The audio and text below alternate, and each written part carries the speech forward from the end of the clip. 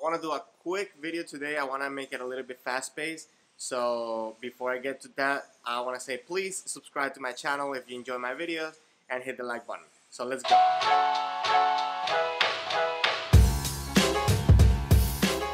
want to share with you today everything I know about kote. So if you know everything about kote, you can skip this video, but let me start with everything I know. Now, a lot of this stuff obviously is going to be from my personal experience, and I don't want that to influence however you treat your kote or you know, buy your kote, but I just wanted to give that little disclaimer. So let me share with you how I treat my kote, how I care for them. After practice, I always try to stretch out the leather of the palm to make sure that the wrinkles kind of start stretching out where the folds are. It's where the little holes are going to start popping up and then become a tear, and you're going to need a new palm. The second thing that I do is that I make sure that they dry completely before my next practice. So in order to do that, I rotate them. I normally have another pair of kote that I will take to practice, so that way this kote will dry. Once I start doing that, the life of my kote literally expanded exponentially.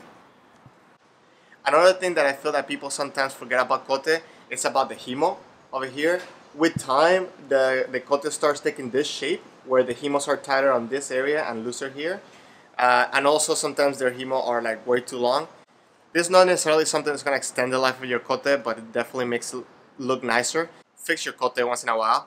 If your himos are too long, all I did with this one is that I took clear tape, I wrapped it up wherever I wanted to end, and then I cut it. And then to tie it up here, I just literally did 2 knots in the last 2 himo. I think that's very simple and very easy. If you don't know how to do it, let me know so I can make a video about it. Most commonly, you find 3 types of leather in kote. Those are cow leather, deer leather, and synthetic leather, or also known as clarino. The cow leather tends to be the cheapest, but also the one that tears up the quickest. Most popular right now is synthetic, just because it's cheaper and it's also the most durable. I personally don't like it because I feel that it stinks, like smells really bad. So I'd rather have a kote that will last me a little bit less, but it will not stink as bad. I mean, don't get me wrong, all kotes stink, but for me, the synthetic leather just takes a whole different level, so I try to avoid it. Deer leather. White deer leather and smoked deer leather are very popular, and the white deer leather tends to be a little bit better when it comes to gripping, but the smoked deer leather tends to last a little bit longer. The difference is not that big, but it's definitely noticeable. Quick little tip, if you're looking to get an extra grip on your shinai, you can spray a little bit of water on the tsukagawa, and at the palm, the grip will improve tremendously, so you don't have to wait until you sweat to get a better grip. The most popular right now obviously are becoming the orisashi. Cheaper to make just because there's not that much leather on it. You do have to get a kote that shapes you, because if this is fabric, most likely will not shape as much, it will not change its shape too much. I went to a Bogu store and they showed me this chart. So that chart is the standard sizes for kote.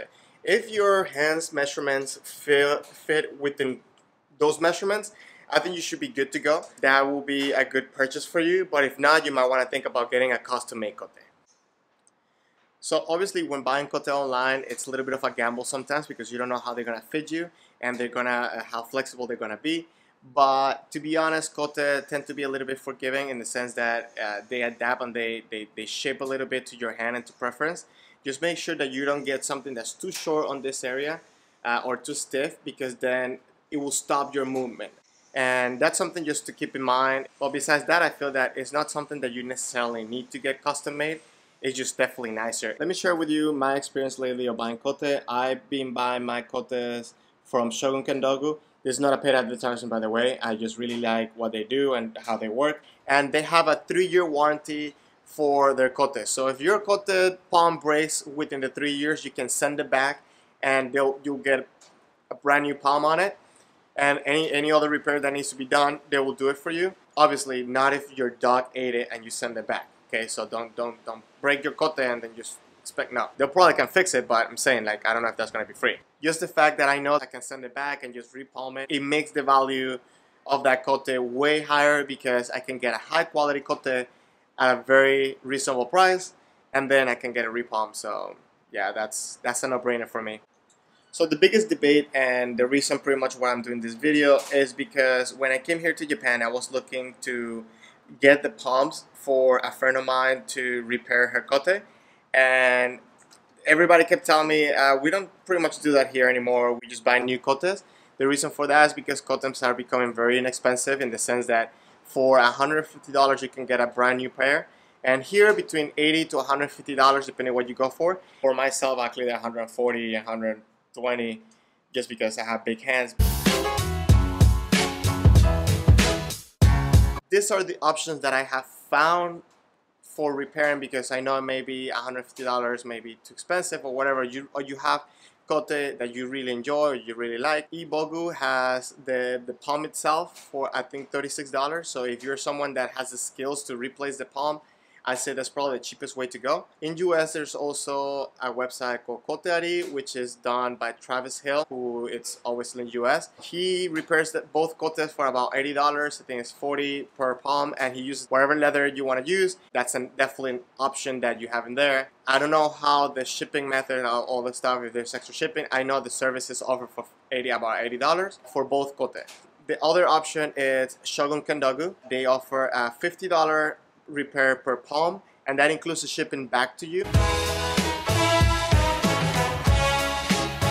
So let me share with you what I'm doing with my kote repair. This is my personal thing. I just want to share this with you. I bought this kote from Shogun Kendogu. It was a little bit over $300, so obviously a little bit of the higher range, but Shogun Kendogu offers a 3-year warranty, so I can send this kote back and they will fix any problems that it may have. So it adds that much more value to my kote. And that's I think the way I'm gonna be doing for a little while, because I really enjoyed the feeling of this kote. I can get it custom made however I want it, and they're just amazing performing kote. And I'm a little bit biased because I do like the company, but please don't I'm not trying to sell you anything, so just if you have something else, please share it, because somebody might benefit from it. I will definitely benefit from it. I would like to hear from you. What are some of your tips? What are some of the things you do to take care of your kote? If there's any cheaper ways to replace the palm, or if you know anything else, just let me know. I would like to share with everybody, and then we can all enjoy that cheaper price. Please subscribe to my channel and like my videos if you enjoy them, and let me know how I can do this better. Okay, so thank you very much for watching. I'll see you in the next one.